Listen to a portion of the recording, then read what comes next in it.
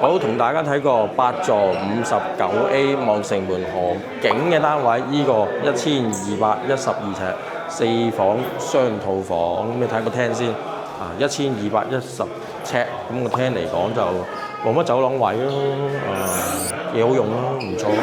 咁啊依邊咧就一間細套房，嗱咁啊另一間套房咧就走廊嘅盡頭，即係個主人房。咁你見到4間房咧，廳房同景同向。望住呢一個城門河景嘅，呢個係賣點嚟嘅。你見到個廳咧咁多人喺度咧，都闊落嘅 ，OK 嘅。咁啊露台咧雙露台設計，其中一個露台擺咗喺度啊，向住個城門河啊。咁你見到呢一個河景，人見人愛啦，係嘛？望出去非常開揚。今日天氣都好，咁你見到兩邊成個沙田市景，你望晒大圍啊、沙田啊，一路望出去咧，馬鞍山望到去吐露港啊，你見到嗰邊咧，所以呢個景係一流啊！山加一啲城市景，你大地在我腳下嘅感覺，唔錯唔錯。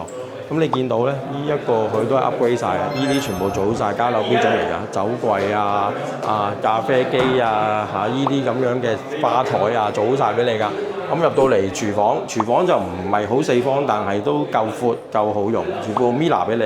咁啊工人套房啦，最緊要係工人套房，反而 OK 喎，幾闊落喎，唔錯喎。咁啊工人房入邊咧擺咗2部 Mila 喎，洗衣乾衣機，哇唔錯唔錯。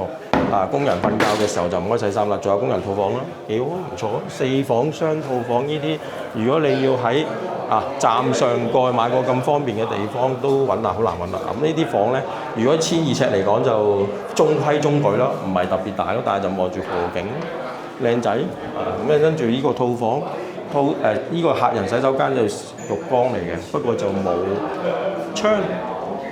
咁另一間細房都係望河景嘅，靚仔。